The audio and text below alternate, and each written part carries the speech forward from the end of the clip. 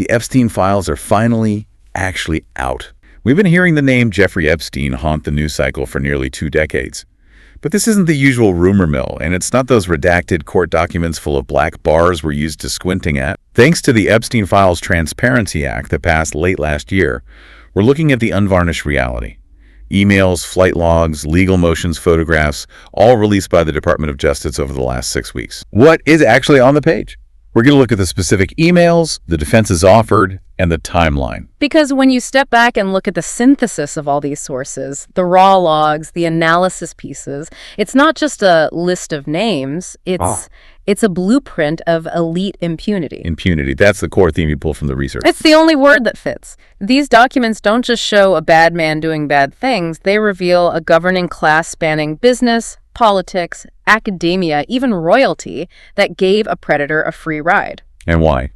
Because the transaction worked for them. He offered money, he offered connections, and he offered a very specific kind of luxury. And as we get into the details, we're going to see that luxury came with some incredibly disturbing specific requests. We will. So while we're going to name the names, and trust me, we have quite a list, I want you to keep that structural failure in mind.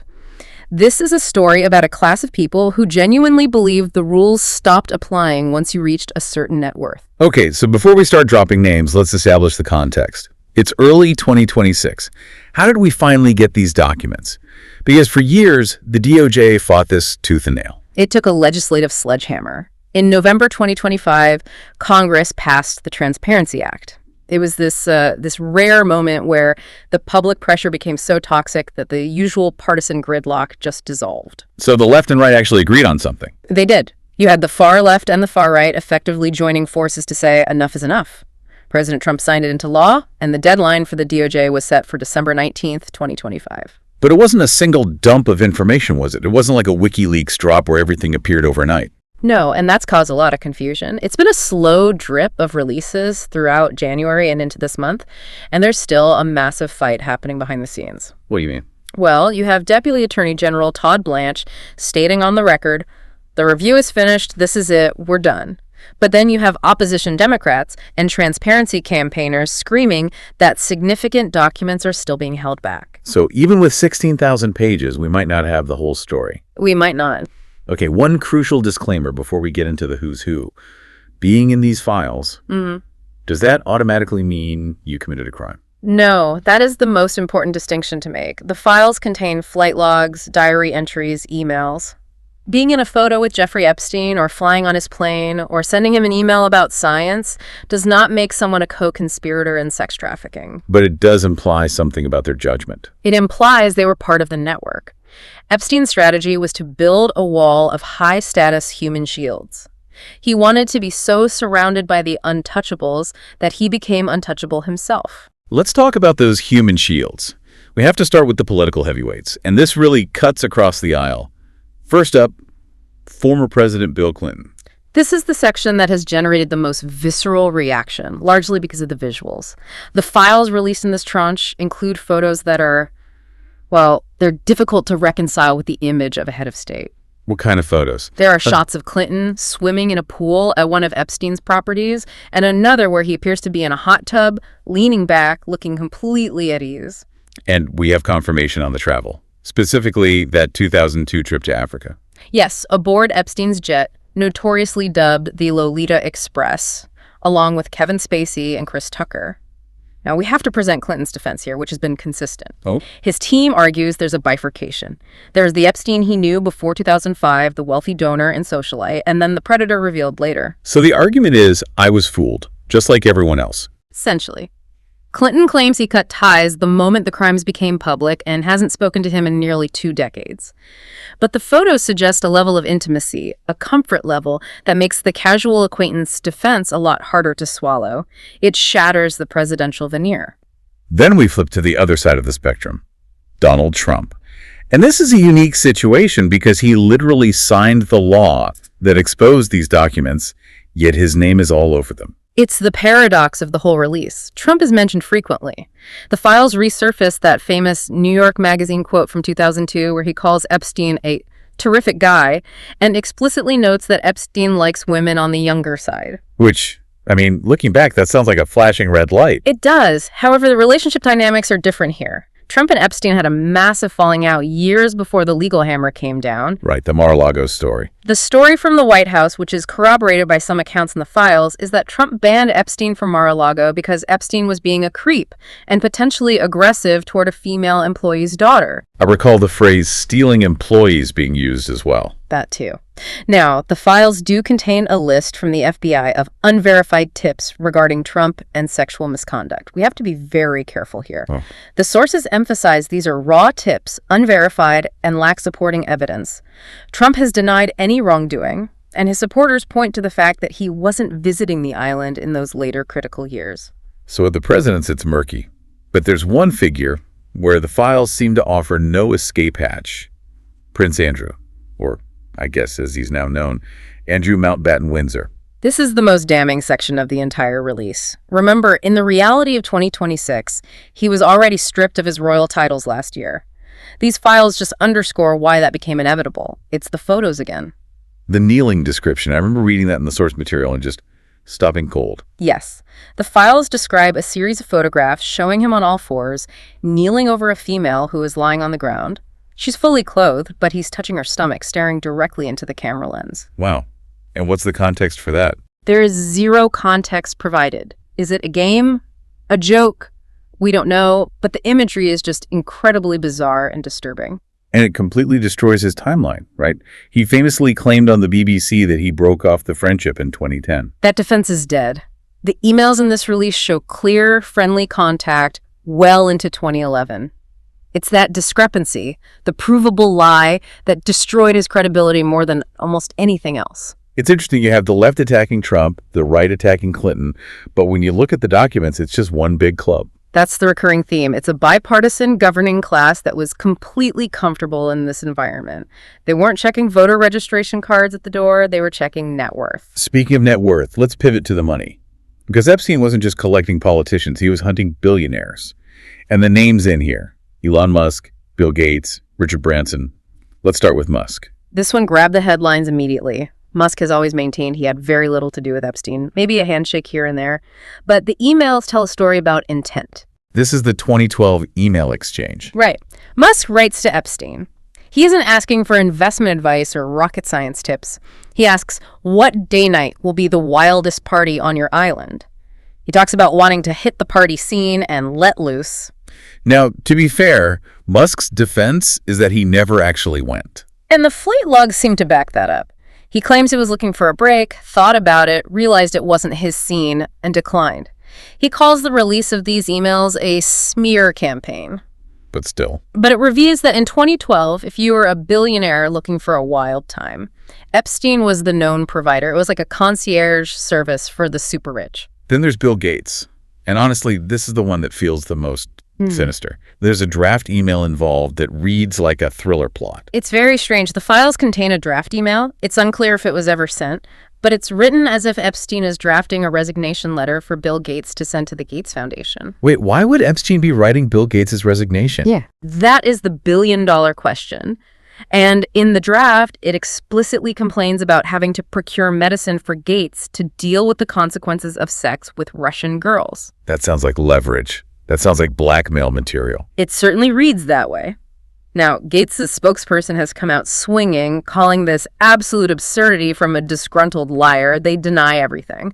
But we also have Melinda Gates on record saying that the release of these files has reopened old wounds. Right. She has been very clear that Epstein was a wedge issue in their marriage.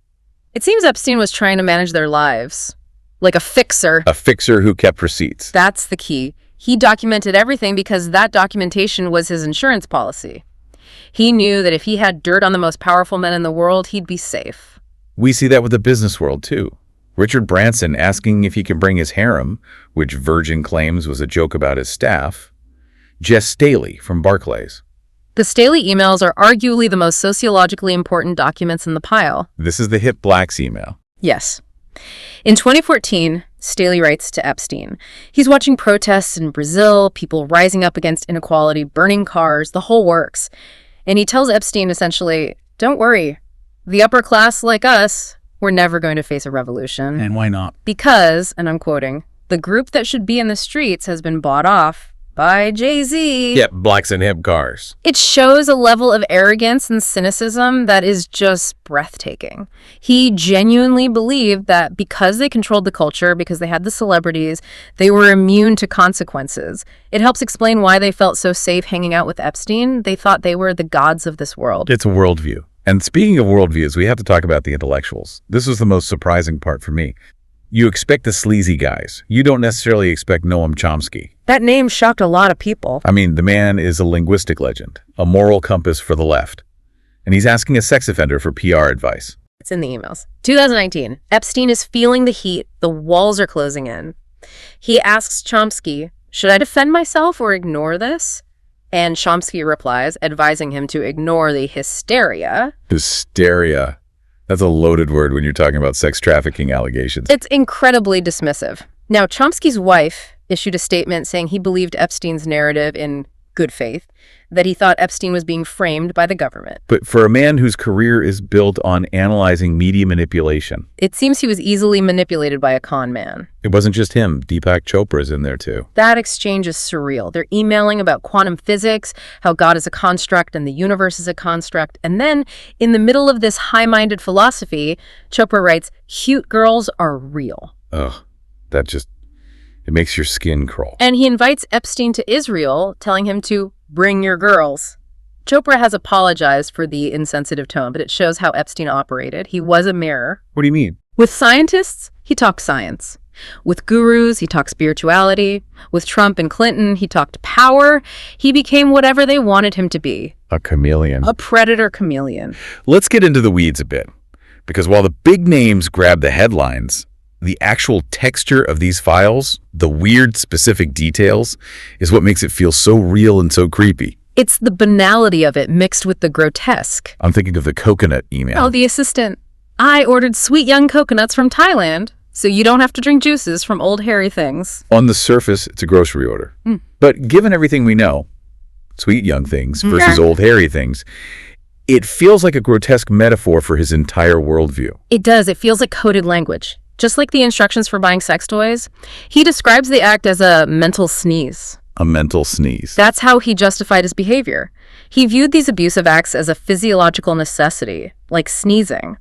It gives you a terrifying glimpse into his psychology. He didn't see victims. He saw a biological itch that needed scratching. Now, we have to address the elephant in the room. Or rather, the pizza in the room. These files have poured gasoline on the conspiracy theorist fire. They really have. And look, when you have this much secrecy, conspiracies are inevitable. But there's one specific email that went viral immediately. The pizza and great soda email. Right, so Epstein's urologist, of all people, emails him about refills for a prescription. He says, after you use them, wash your hands and let's go get pizza and great soda. And then he adds, no one else can understand. Okay, so naturally, people link this to Pizzagate, the debunked theory from 2016. Exactly. You had Tucker Carlson go on air and basically say, see, the code words are real. But the sources we've analyzed show that the pizza place and the people involved are totally different from the Washington, D.C. theory. So it's most likely an inside joke. It's likely an inside joke between two friends, but because the keywords match, it has become canon for the online sleuths. But there are mysteries here that aren't just internet madness. The prison footage, for example. This is a legitimate question raised by the new release. The video logs from the night Epstein died suggest there was a human figure moving near his cell that wasn't accounted for in the official records. And the tattoo discrepancy. That's another one. Epstein testified under oath in 2017 that he had a barbed wire tattoo on his left bicep, but the autopsy photos released in this tranche, no tattoo visible. So people are asking, was it removed? Was it a lie?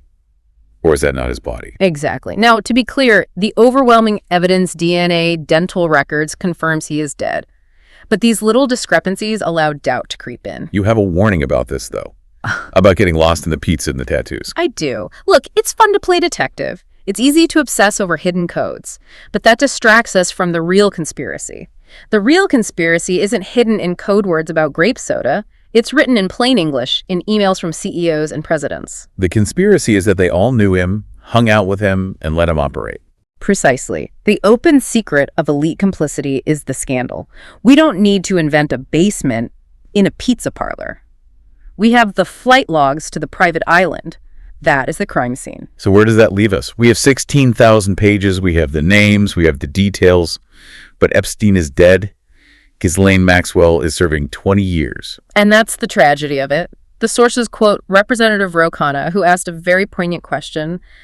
How have we produced an elite that is so immature, reckless, and arrogant? It feels like there hasn't been a real reckoning for the men on this list. There hasn't. Sure, Prince Andrew lost his titles. Some CEOs, like Larry Summers, lost board seats. He's out at OpenAI. Howard Lutnick had an uncomfortable Senate hearing regarding his role as Commerce Secretary. But has anyone else been charged? No. Has anyone else gone to prison? No. It's reputational damage, mostly. Which, for people with billions of dollars, is an annoyance, not a punishment. The administration, and this is coming from the current White House, is signaling that it's time to move on. Move on. I don't think the victims are ready to move on. Not at all. And that brings me to the most provocative thought I want to leave you with today. What? We've spent this whole deep dive talking about the names in the files, the actors, the politicians, the billionaires, but you know who isn't there? Who? Federal prosecutors, judges, Yeah. law enforcement chiefs. Really? With all his connections, all his socializing, the sources note a distinct, almost surgical absence of the people who actually enforce the law. He surrounded himself with people who had influence, but he kept a buffer from the people who could arrest him. So he knew exactly where the line was. He knew where the line was, and he walked right up to it. And you have to ask yourself, was that just luck? Or was that by design? And if the only people who face justice are the two people who can no longer speak, one dead, one locked away, will we ever really know how deep this protection racket went? That is a question that is going to keep me up tonight. It's ugly, it's complicated, but we have to look at it. We do. Knowledge is the only way to stop it from happening again.